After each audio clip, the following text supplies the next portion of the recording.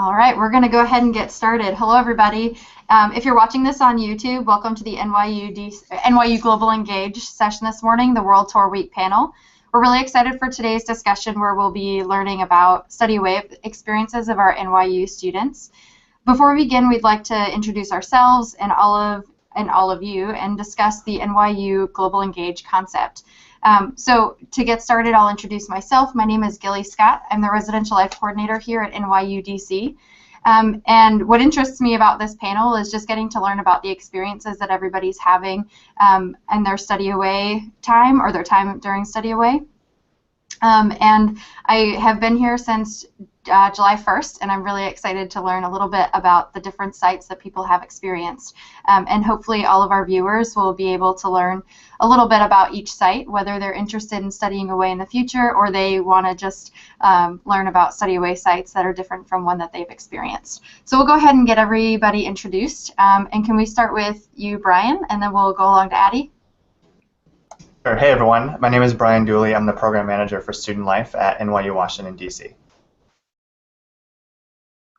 Hi, I'm Addie, Adeline, and I'm here studying in DC right now. I studied in London last year, and I'm studying business and political economy.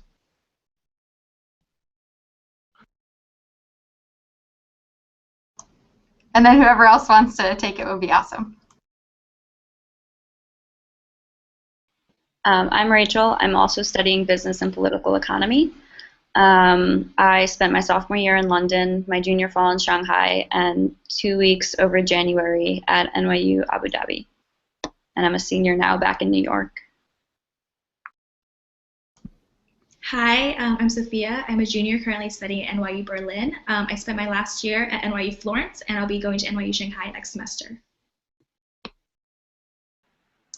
Hi, I'm Laura Dickerson. I'm a junior currently studying at NYU Shanghai for the year as part of the program I'm in at NYU, which is Global Liberal Studies. I spent a summer in Washington, D.C. as well, but my home campus is NYU New York. Great, thanks everyone for those introductions. It sounds like most, if not all of you, have been to multiple NYU study away sites, which is really great. To get started, I think it would be helpful if you could talk a little bit about how you went about selecting your study away site and what factors influenced your choice to study away at these places.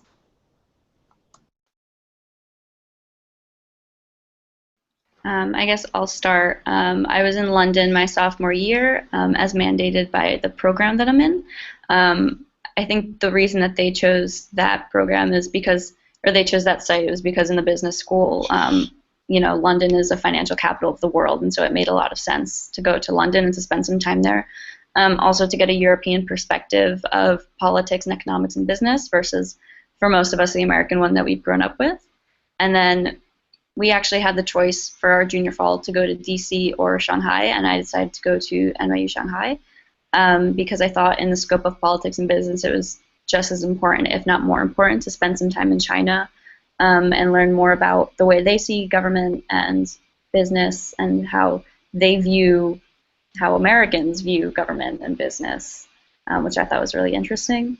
And it was, I felt like in London I did get some culture shock, but it wasn't as much as I did when I went to Shanghai, and I thought I wanted to completely go out of my comfort zone and experience something new, and I'm really glad that I was able to do that. And then I went to NYU Abu Dhabi with Stern Around the World. So I spent 2 weeks there taking a course about the Middle East, and I just found it so important to, because we hear all of these things about the Middle East, but again, we hear it from a very American perspective, so I thought it was really important for me to actually go there and see what it's like in person with my own eyes. And that was really great, being able to experience the region as well. So, yeah.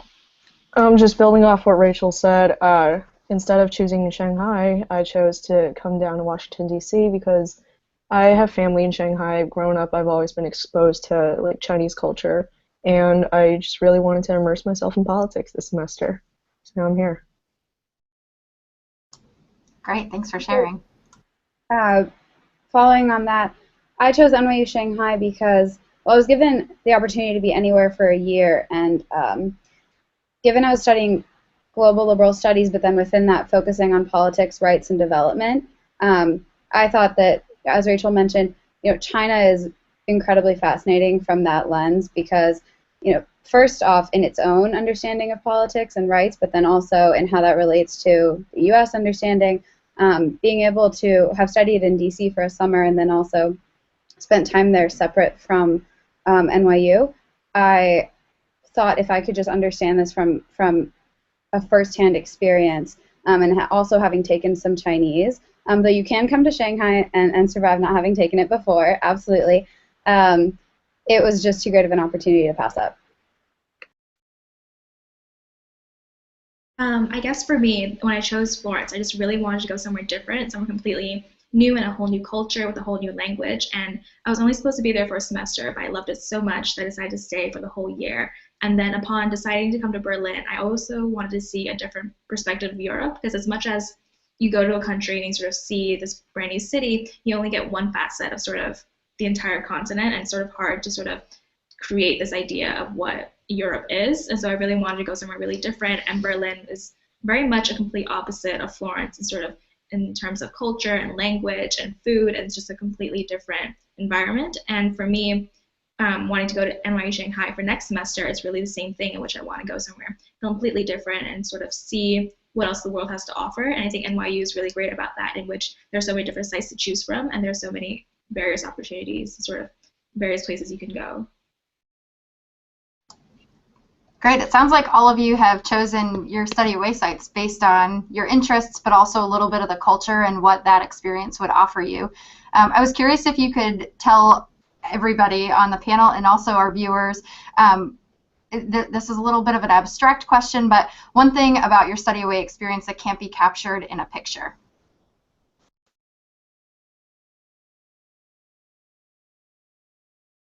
I'll start us off. So one of the big things in China is, for people who've never taken the language before, the characters are a bit imposing. It's not only hard to understand, there's 4 tones for any given word you want to say, but also you have to use sort of pictographs. You have to memorize what a word looks like to read it. So for me, something that you can't really capture, but it always gives me like a little bit more motivation and happiness studying here, is when I can read a new character in the street, on a sign or a storefront, because it sort of takes what I'm doing in the classroom and shows me how it's applying to my everyday, and shows me that this place is becoming a little bit less foreign, which is always a comforting thought. This place is becoming a little bit more of a reflection of the work I've been putting in as well, to try and understand the culture. So that you can't really capture, but I wish I could always share with people when I say like, oh no, I've seen that one before. I can understand that, and there I understood just a little bit more about China. Great, thanks for sharing. I think the biggest thing about London that you can't really capture in a picture in like an Instagram is just the history that you experience just like walking down the street in these puny little narrow alleyways, and you see like a pub that's been there longer than like America has existed.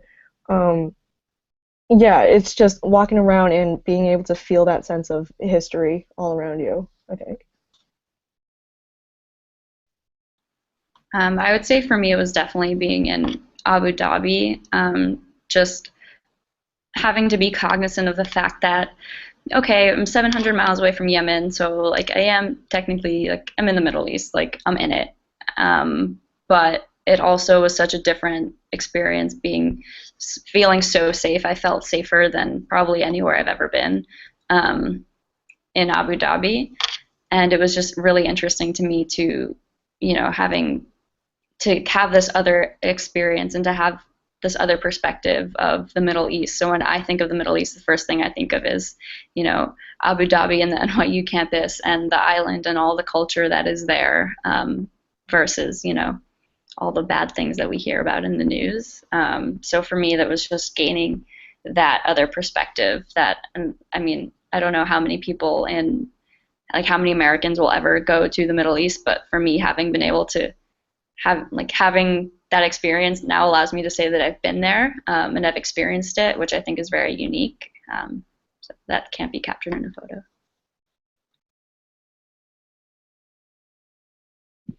I guess for me personally, it's really much going somewhere and sort of meeting the locals and talking to the people who actually live there and sort of making friends. And it's always really nice to get local perspective of how they see their town and how they see their country, and sort of getting their own tour of the city sort of brings you a whole different perspective. And I always really like how, I guess, their perceptions of Americans, or like how we perceive each other differently, and also how there's like little tidbits about each other's culture that they always like, we always find each other funny. Like when I was in Florence, I always remember that they found Americans wearing flip-flops to be the most ridiculous thing, because it was just not a thing that they did in Italy at all. And just sort of the little things that you sort of get when you talk to locals sort of make friends, and you sort of get a more authentic, or a more, I guess, more local perspective of wherever you're visiting. To add on to that, I would say that when I was in London, I was there when our government shut down, and I did not hear the end of it. That's really great. Thanks everyone for sharing it. Sounds like a lot of you have kind of talked and hinted towards this concept of global citizenship and global engagement, which is really what we're trying to capture through this global engagement concept, which I just wanted to, as our viewers increase, wanted to bring up the concept of the NYU DC Global Engage. And you can also feel free to contribute to the conversation today using the hashtag NYU Global Engage Twitter. And our program manager, Brian Dooley, is actually going to be monitoring the back channel conversation on Twitter, so please feel free to chime in there. And as we tie that in, I wanted to see, since you talked about significant experiences, if there was an experience that really impacted your daily life. The whole thing obviously is probably really impactful on your daily life, but if you could just choose 1, 2 significant experiences, that would be really great for you to share with everybody. Thanks.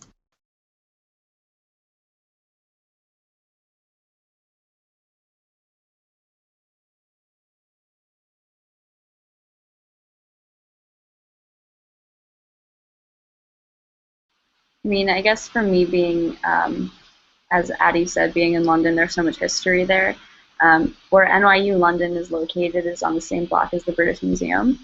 So that just having that just so close to campus, if I didn't feel like studying in the NYU building, or if I didn't want to go to the library that we have access to over there, I could go sit in the atrium of the British Museum and write a paper about British colonialism, which I found super fascinating.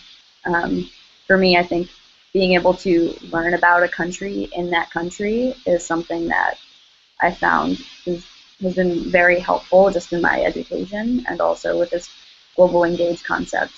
Not only are you visiting a place, like it's different when you, I don't know, go on vacation to Paris or something like that, but you're actually learning about it while you're there. And the thing, I guess, in Shanghai for me that impacted my daily experience was the fact that I knew that my teachers couldn't lie to me about what was going on in China, because I could walk outside and see it. So NYU does a really good job of, especially in these more sensitive countries where they're more sensitive to freedom of speech, as like Abu Dhabi and Shanghai, they really make sure that the professors at least feel safe, and that we feel safe speaking about all these different concepts in the NYU sites. They tell us to have more discretion when we're out on the street, but nobody can really lie to you and say pollution doesn't exist. You can't have a government official come to campus. They can come to campus and tell you that it's fine and under control, but you can go outside and you can clearly see that it's not. And understanding those impacts for the government of China, the challenges that they're facing because of that, there are things you can't really hide because you can see them. And so for me, having been to China, every time I tell somebody how it was, because they always ask, I say, the pollution there, nobody's lying about it. That's how it is. It's as bad as you see in the news here. And so for me, just knowing that my teachers couldn't say anything that wasn't true because I could see it, really, I think, enhanced my learning and then my engagement within the classroom as well. Just to build off of that, being here, it's absolutely true that even on a daily basis in classes, you feel a very strong tie to the city you're living in, because I think you get to engage with it intellectually and then outside of it in such a deep manner, because you get to discuss different perspectives and what's being said and what's not being said that Rachel was mentioning. One significant experience for me was A few weeks into being here, I went exploring in a newer area of Shanghai, sort of tested out some of the newer Chinese phrases I've learned and tried to find my way. And I ended up reading for the Chinese history class I'm taking. And it just so happened that I was sitting in the former French concession and I was reading about the unequal treaties that established these concession areas in Shanghai. And it occurred to me that pretty much up until that point, every history lesson I had had was about a place I was not currently in. And that was such an amazing experience that study abroad had given me to say, these are the actual streets where this occurred. This name has persisted, which then turned into a very interesting discussion in class, that this name has persisted in an area that has such a strong tie to Shanghai and Chinese history.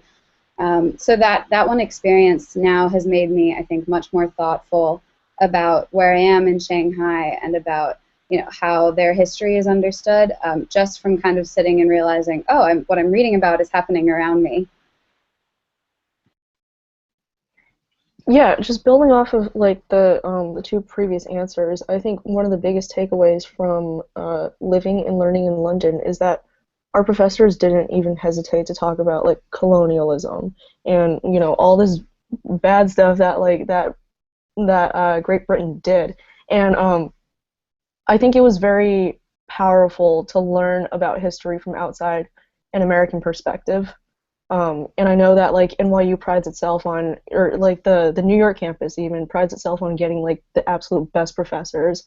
But like in London, my Middle East politics professor, he was like down in Camp Davis talking, he was part of the negotiations, and he brought maps to class. Our like political economy teacher was like, these are all some really, really great professors from the area who have a lot of expertise, and they did not hesitate to give us the truth, the facts, just like one on top of each other. And I really, really value that.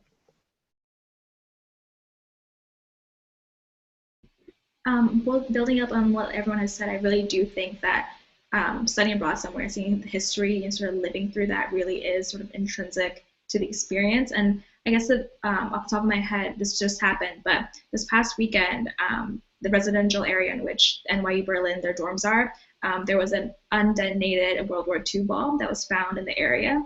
And so all the students had to be evacuated. And it was something completely random and not unexpected, but also sort of being here and thinking about, it sort of brings the past back into the present and sort of makes you think about like what the history of the place really is, and sort of just having like a World War II bomb being found like near our residence, and sort of having that be just another facet of living here, and sort of seeing how the interaction between the past and the present and sort of how the history sort of still lives on through the city is really I think important and really wonderful learning experience, sort of being in Berlin. And I do think that just like as everyone has said, just being in a city in which you're able to sort of see the history on the streets and sort of being able to see what you learn in class sort of applied throughout your life here is really a great experience. It's something that's very valuable.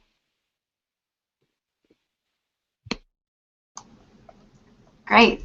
So that's really a cool perspective, and it sounds like the classroom was really a space to get you thinking about the culture that you were living in and the community that you were a part of. So whether or not you're studying away currently or you studied away in the past, and those are that's what you're referencing, can you maybe talk a little bit about ways that you experience the local culture or community? I know you referenced going out into the city and maybe using new phrases that you had learned, etc. But is there a cultural experience that you had that was really great and opened your eyes to a new perspective?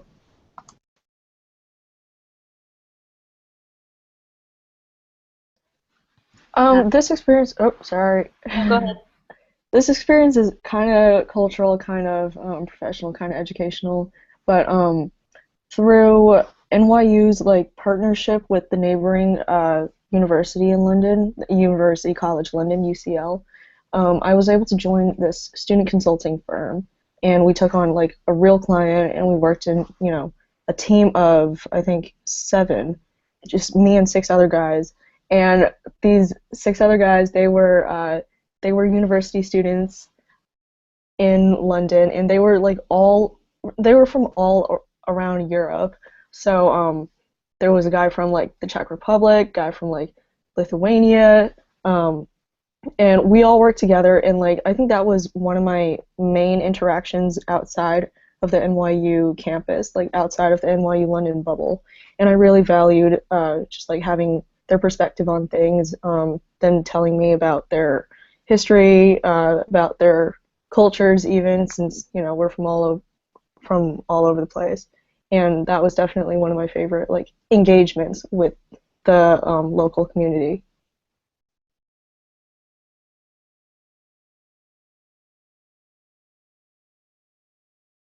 I would just say that when I was in Shanghai, I went to go visit Beijing, and we didn't go at school. It was just me and a friend, and we had learned elementary Chinese, but even less than that, we were taking practical Chinese, and so we didn't know.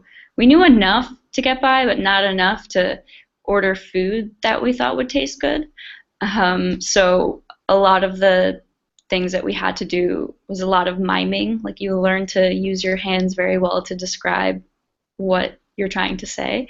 And so unfortunately, that's mostly how I interacted with a lot of the culture in Shanghai. I would try to talk in my rudimentary Chinese, and they would say something very quickly back to me, and then I would ask them in Chinese, can you please say this slower?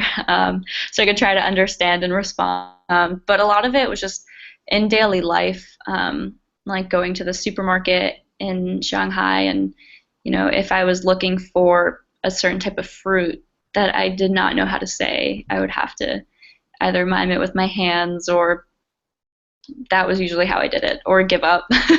But going to the supermarket, taking a taxi anywhere, going to some of the shopping malls, a lot of the stuff just, I think because the language barrier was so huge, that was mostly every interaction that I ever had with a local or with somebody who didn't speak English was a new experience.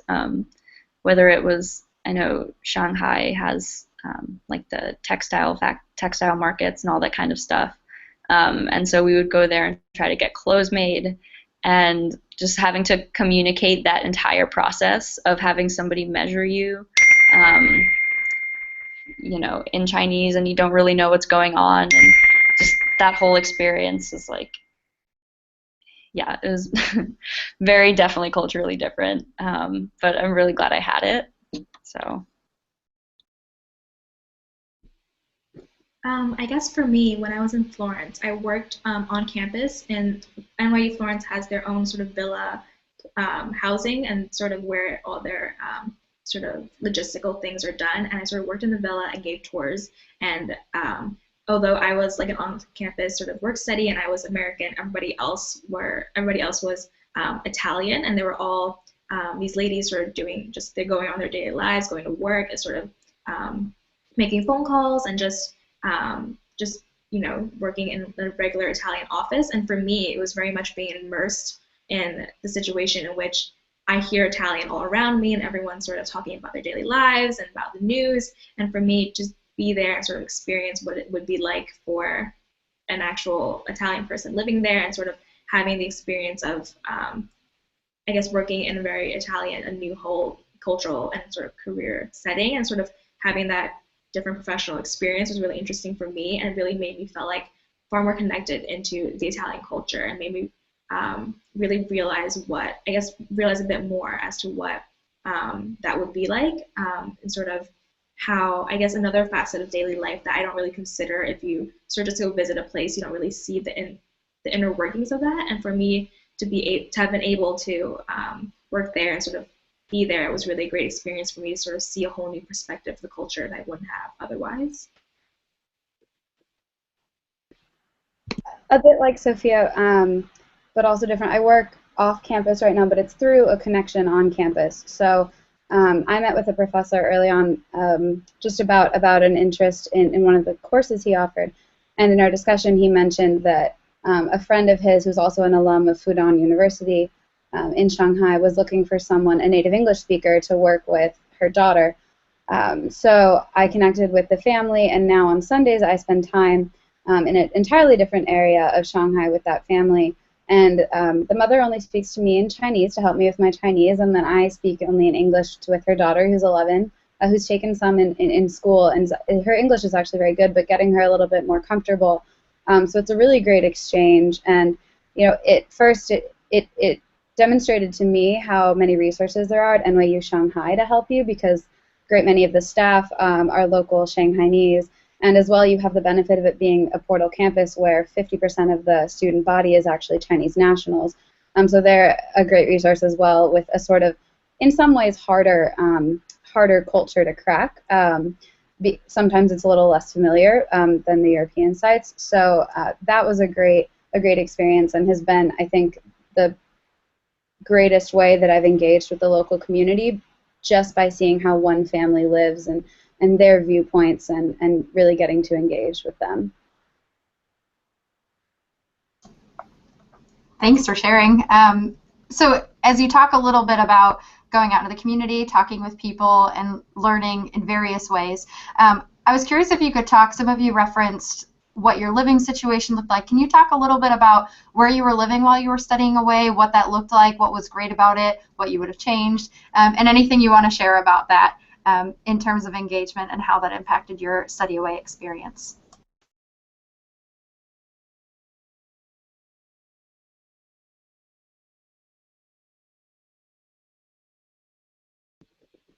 Well, in NYU Florence, they have 3 different housing arrangements. You can either live on campus in their villa, you could do a homestay, or you could live off campus in apartments. And I did the apartments for the whole year.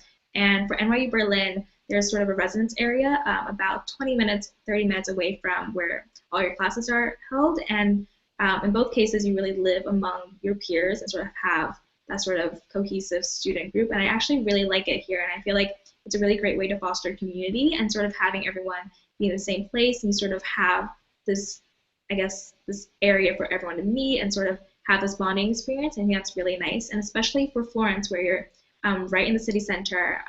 My apartment was located right next to the Galleria d'Accademia, where Michelangelo's David was held. So you're really right in the city, and you sort of explore the city really well, just because you're in the midst of it, and you're very much able to go explore the town and meet with locals, just because you're within the heart of the city. And even here in Berlin, it's really easy by public transportation to get everywhere. So you're very much in tune with the city, and you sort of live among the locals, which I really love. In London, there were, I believe, 3 residential buildings that you could live in, 2 of which are owned by NYU, and then the other one NYU rents from in a different area of London. But the residence halls are typically centered, I think they're 10 to 20 minutes away from the academic center in London, and it's in a very academic area of London. Bloomsbury is known as where all the academics go to work and play. And in here in DC, everything is in one building. So we have the classes on the bottom 3 floors, and then we have some floors with offices and just reading spaces, and then the top 6 floors, I believe, 5 floors, 6 floors are residential. So it's very convenient, and the area of DC that we're in right now, it's downtown DC. It's in the heart of the working district. We're about 10 minutes away from the White House, and yeah, like I said, it's very convenient when you can go to class in your pajamas. So when I was in London, I actually lived with a host family. Not officially, I think it was I had a cousin who was there, and so I asked if I could stay with her, and they said that was fine. She lived kind of out in the suburbs of London, still in London, but London is actually huge. And so I had about a 40-minute commute on the tube to the academic center every morning, well, twice a week, because I only had classes twice a week. But it was cool to kind of live outside of the city and then kind of go in every day. And it was nice to still have the city feel, but kind of more greenery, I would say. Although Central London does have a lot more parks than New York does. But it was kind of nice to experience the sort of commute. It did get really tiring after a while. I did stay with a lot of my friends in the residential halls, but it was just a different experience having lived with a family kind of outside and then coming in to hang out with everybody. When I was in Shanghai, when I was there, and this was last year, they had the study away students separated from the NYU Shanghai students who were there for 4 years or 3 years, depending on their study abroad requirements. But we lived in the Grand Pujian, which is right across from this huge grocery store, and there was a luxury apartment building. It was absolutely beautiful.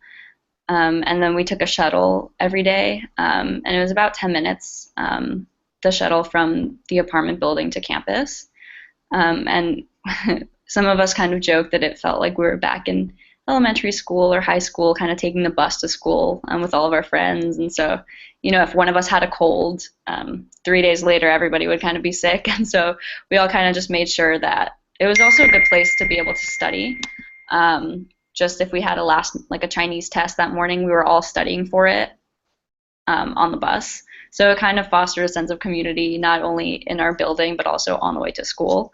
I actually spent a summer at DC as well at NYU, and I would say Brian does a really good job of letting us know what is actually going on around DC, like free events you can attend, events you might be interested in, organizing basketball games for us to go to, and things like that.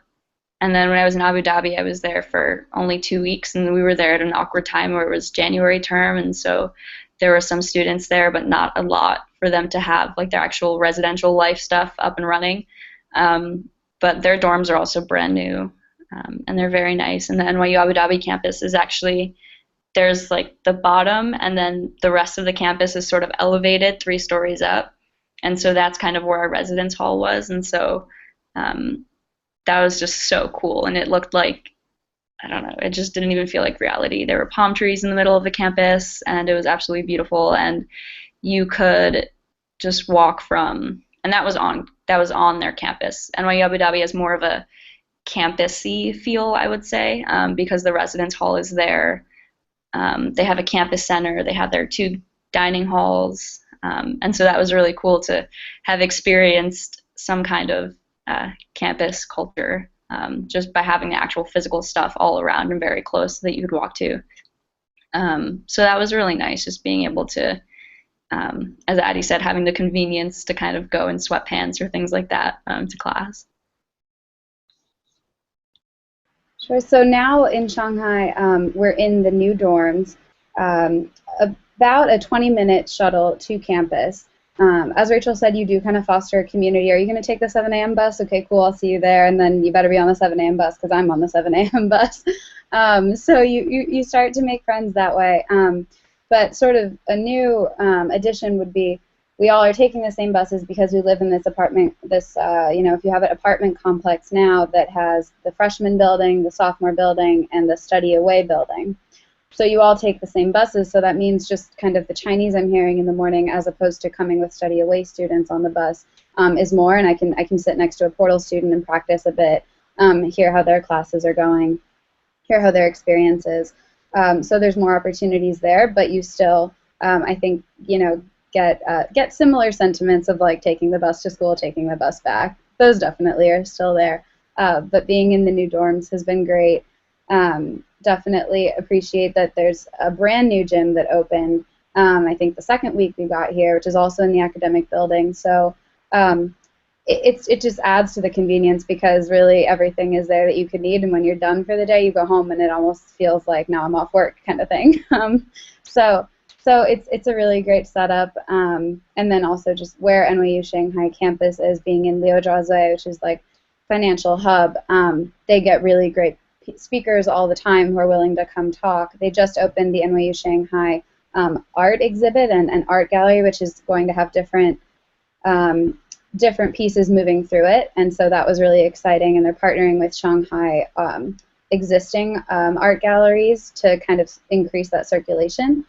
So a lot going on, and the dorms really help foster that community.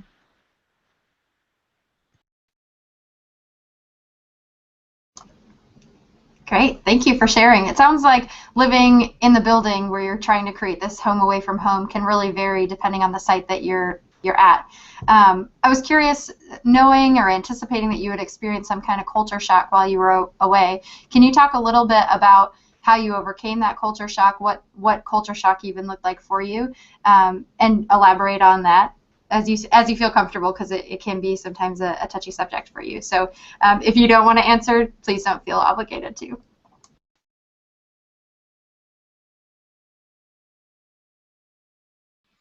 I guess, so I was in London, and the nice thing about being in London is that everybody speaks English. And so I got off the plane thinking, okay, I'll be fine. No culture shock. Everybody speaks English. Perfect. That's not true. Although I felt like my culture shock was a little bit delayed because I had the sense of denial. Like, I can't have culture shock. I'm in London. It's essentially New York with different accents and more history. But it is very different. British humor is very different. Kind of navigating the tube, all that kind of stuff. Getting used to the weather was definitely something that happened. Definitely took about 3.5 months for me to finally get used to the weather. But I guess I had a sense of denial about it, and I wish that I hadn't. I wish that I had just stepped off the plane and said, okay, this place is completely new, completely different, and I'm going to go find all the ways that it's different and have it scare me, and then realize that, I don't know, give myself this sense of being really brave for having been here. So it wasn't too bad in London, just because I think I put it off for a long time. But when I went to Shanghai, I stepped off the plane and I said, okay, it's really hard to ignore culture shock in China, especially having it be so different from what I've grown up with. And yeah, I mean, the first thing was trying to use the ATM to get currency. I had no idea what I was doing, and so I had to have somebody come next to me and help me take money out of the ATM, and I felt so powerless. Just knowing that, okay, I don't know any words in Chinese, I can't read anything, I don't know how to talk to people, how do you mind bathroom, if I have to go? So that was terrifying. Luckily, I met up with the other NYU students who NYU had provided shuttles from the airport to the dorm or the apartment building where we were staying. So luckily, I was able to meet up with all of them, because I have no idea what I would have done if I had to just go outside of Pudong International Airport and ask somebody for a taxi to this place that I didn't know. Another thing, NYU Shanghai did try to help us by giving us all these taxi cards that had the address in Mandarin, but it turned out to be useless as well, because the taxi drivers only know stuff by the cross streets, and it didn't have the cross streets on it. So after having found that out, I was terrified to take a taxi, and that was our first lesson in Chinese class, was this is how you say where you live in Shanghai for when you need to take a taxi. And so they taught us a lot, but it was just really surprising, all the basic words that I had to learn that you don't think about. When you're in America or in London, you can speak in your native language. And so, yeah, it is terrifying. Ordering food, the menus have pictures of stuff, and it says what they are in Chinese underneath. But, I could look at some green vegetable and say, okay, that looks like it might be good, and underneath it says, the most bitter vegetable in all of China.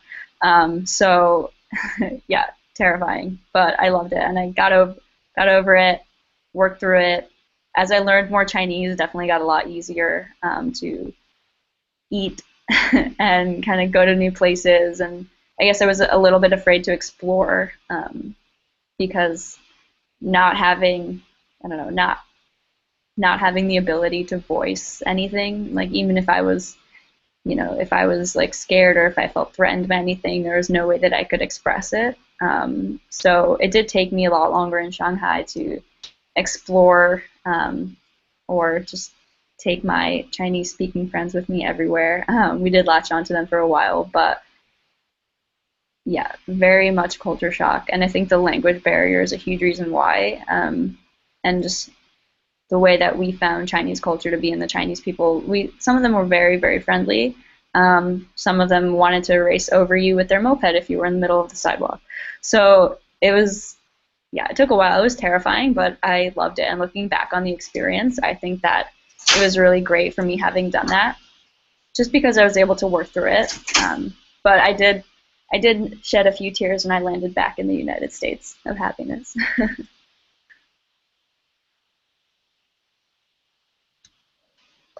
Yeah, going off of what Rachel said about London, I made the mistake of doing the same thing. I touched down with this set of expectations about what London culture would be like, and everybody, back home was like, oh, it's not going to be a problem because they speak English, they, do all this stuff. I think in the U.S. we're very familiar with even these aspects of British culture that are different from American culture, like drinking tea and stuff. But that's all.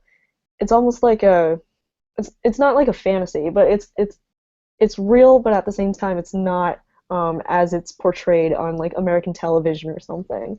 And I wish that I had landed with a more open mind, with fewer expectations about what it would be like. Because when I like travel to new places, like from London's such a travel hub. When I landed in like Paris or Germany or somewhere, like I didn't have those expectations in mind, and I was able to enjoy that city so much more. So I think like something that I wish I had known before going to London was that it's no matter how many like guidebooks you read, it's just different on the ground, and you can't really prescribe a thought to that beforehand.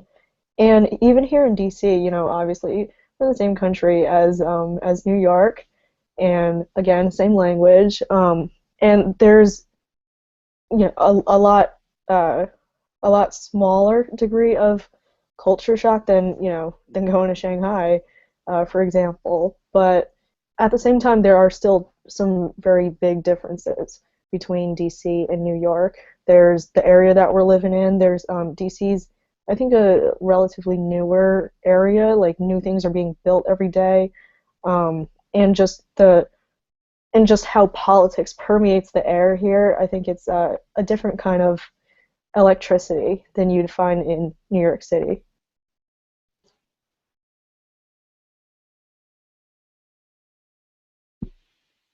I guess for me, my first big culture shock, at least here in Berlin, was that everything is closed on Sundays, and sort of coming from New York, in which it's a 24-hour city in which everything is open, and sort of being here and sort of realizing, oh, like I have to plan my week around differently, or sort of there's like so many social norms I'm not really used to, or that you don't really think about when you're back home wherever you come from, and sort of like here crossing the streets when the lights are red is a no-no. Like coming from like New York where you jaywalk everywhere, it's sort of these social norms and sort of these sort of faux pas that you would make just because you don't really know the culture, and sort of being able to sort of reconcile that with sort of your daily life and being accustomed to sort of changing the way you do things or sort of the way you interact with other people was a really big culture shock for me. And I think one of the best ways for me that I got through that sort of partly sort of learning and sort of being open to those new experiences and sort of saying, I understand I'm in a whole different place and that this is part of the culture here and I really should learn to appreciate that. And also sort of bonding with other students who sort of share the same experiences. And sort of, I think the same thing as what Rachel said, sort of meeting other NYU students who are sort of here with you in the same boat and sort of being able to share their experience with them and sort of having that group dynamic to sort of understand and sort of explore this new culture really is a great support system to have. And I do really think that like even, I'm sure for you in Shanghai, but even when I was in Italy and sort of going to a whole new city by myself and sort of not really knowing the language, and there really is sort of this boundary that you sort of have to try and work to overcome, and it definitely is hard the first few times you try and do it, but I really think that once you try to push through and sort of try to push yourself, it really becomes a great learning experience, not only for the culture around you, but also for your own personal self, and sort of I think that's where a lot of your own personal growth comes from. So Addie mentioned how if you can read about something and then you touch down somewhere and it's totally different on the ground, and that's really indicative of what some things about Shanghai have been for me, because you read about how China is so incredibly crowded in some areas and highly congested, but then if you take the subway at rush hour in the morning, you start to understand that in an entirely different way. Like I just know that the Shanghai Metro has like 7 million daily ridership. They set a new record. They had, in September of this year, they had 10 million people in one day using the subway. So it's just unimaginable. And then when you're actually in it, you start to get a sense of, wow, this is like not only just something that I have to overcome because there's no sense of personal space, because everyone's just there and there's so many people, but also like this is a force in society. The number of people is something that like their government is thinking about, that matters for their examination system, the Gaokao, like their education opportunities, everything. So it's very challenging because personally you're still trying. I think I was still trying to get my head around, well, how do I first use the subway, like second deal with this, and third start to think about it like as not just culture shock, but another understanding of what this place is and sort of the forces that define Shanghai. So things like that can sometimes be hard, and also, taking cabs can be hard, especially if there's a Shanghai dialect, and sometimes the taxi drivers won't understand a sort of traditional pronunciation, or they would call it standard pronunciation of a word in Chinese. They'll understand a Shanghai dialect much easier. When you add my accent on top of that, it doesn't become easier for them at all. So those sorts of transportation issues, I think, gave me culture shock, especially as I tried to kind of set out on my own and learn more about the city. It makes it harder, but the struggle then makes it all more rewarding. Absolutely. Thanks everyone for sharing about your culture shock and the experiences that you had, and ways that you, I'm sure, have become more resilient along the way, especially with engaging in new cultures. So I have a two-part question to kind of round us out in this global engaged dialogue, and feel free to take some time to think about it and answer. So the first part of the question is, what advice would you give to a current NYU student or prospective NYU student who is planning on studying away at your site in the future? And then also, did your study away experience influence any future travel for you? And if so, why would you travel to that place? So I guess my first piece of advice would be do it, go abroad. There's nothing, you can read about a country as much as you want, but it's not the same experience as actually going to the country and, even doing a little bit of daily life. I would say studying somewhere is different than just traveling somewhere. And once you study somewhere and you learn, you learn how to pick up on things, so that when you do travel in the future, you are kind of thinking in that same mindset. Like you can think, oh my gosh, I'm in Tokyo, the subway is so crowded, why is this happening? And then, you pick up on, okay, well, there are a ton of people here in this small little town on this small little island out in the Pacific. They need to get around. This is the only way they can do it. Okay, And so I think for me, just having been studying in all these different places, it kind of puts your mind in a different mindset when you travel as well. And yeah, in terms of future travel, I mean, I didn't even have a passport until I needed one to go to London. So yeah, and now it's almost full. I actually don't think if I needed to get a visa, I would be able to. I think I would need to order more pages. So yeah, just I love traveling now. I mean, just being able to experience a new place, and then also being able to be conscious of your own perspectives, and then what people perceive, like your culture and how you perceive their culture, I think changes the more you travel.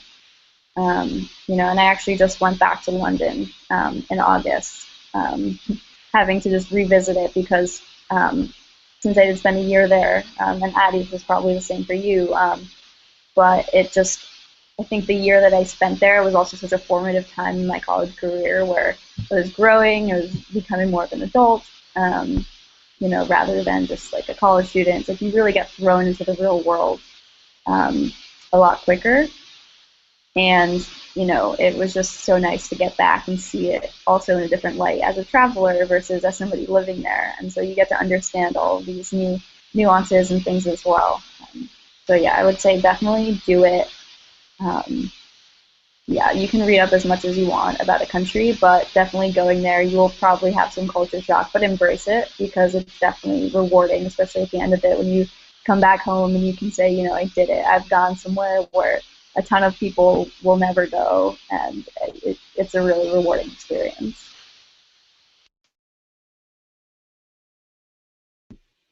I guess my one piece of advice is to be open and sort of it's such a great opportunity to be somewhere new, and I think just try everything you can, try meet new people, go see new places, eat new food. Not to say like you do push yourself all the way, but just to be open to new experiences and to sort of take everything in. And such an amazing opportunity to be somewhere new and sort of see a whole new perspective. And I think that being open to whatever the new place has to throw at you and sort of being able to appreciate it and sort of take that in is a really, really important sort of mindset to have going in. And things will be hard, and there will be culture shock, and there will be things you're not used to or you might not really like. But I do think that welcoming it is sort of, it helps you get past it and also helps you to really appreciate the place that you're going. And I do think that studying abroad, going away to Florence my first semester, what made me want to stay there for the whole year, and then now in Berlin and then in Shanghai. I think that once you sort of open past like your little bubble a bit and sort of see a new place, makes you really want to go out and see the rest of the world and sort of see all these other people who live their lives with a completely different worldview than you do. And I think it's a really great opportunity to sort of study abroad and sort of see a whole new culture. And I think that being open to it and being willing to explore it is such a great thing to do. My piece of advice, just like everybody else's, was like really, really great. And if I could add one more, it would be to just question everything. When you go to a new place, just you know, if you can talk to like a local about their experiences, do it. Learn about different cultures, different areas, and even, you know, here in DC, if you like see something that like you want to do, it's not necessarily like that different exotic thing, but like just do it, and then talk to people, learn as much as you can. And answering the travel question, yes, absolutely. I want to travel to so many different places. After those 2 semesters in London, and like now, even when I'm looking for like a job or an internship, like I definitely want to do something that allows me to not necessarily like travel, but look at things from a global perspective, or from like a international, you know, oh, that side might be thinking this, but like this side thinks that. And just like I imagine travel being a very big part of my life from now on. Yeah, and I really, really enjoy that. Yeah, all of the advice is just very valuable, and I agree with. Particularly Rachel's point about being conscious of your own perspectives that you might bring to a place, and then I think how your culture is perceived of your home country is particularly valuable advice. Going somewhere, particularly places that might have very, very different cultures, is very valuable. And then it's also, it enables you to learn, because maybe you think this is how something is perceived, but when you actually talk to someone, they're a bigger Reagan fan than your high school comparative government teacher or something. It's like you actually get to see what you thought was thought about from where you came from, and how things are on the ground. So that's really great advice, as was everything else shared. And then also just how lucky we are to be here as students, because, you know, people go to these cities for work, and you're in meetings all day, and I just know, you know, people often tell me really taking advantage of being there as a student and having like learning about the place and being within the place be part of your task that's asked of you as a student is a huge advantage to have. Awesome. So at this time, it's we've gone through so much about your study away experiences, and while we know it doesn't totally capture every experience you've had and all the experiences you'll have in the future, I just want to take the time to thank our panelists for participating and really opening up and being vulnerable with our audience to talk a little bit about the experiences that they've had and how they've grown as an individual, both professionally and personally. So thank you to the panelists, and then also to thank our viewers for tuning in and checking out our NYU Global Engage session, and we're hoping for future sessions, so please be aware of them and participate as much as you are able to. It was really cool. One of the things that I observed as a facilitator was seeing everybody shaking their heads and relating to each other's experiences. So even though you were maybe at a different study away site, knowing that you probably experienced similar things, maybe not the same culture, but while you were away, and that was really great to see. So I hope that you continue to engage in these conversations with one another. And thank you so much for taking the time to share all of your experiences with the world. Thanks, everyone, and I hope you have an awesome day. Thank you.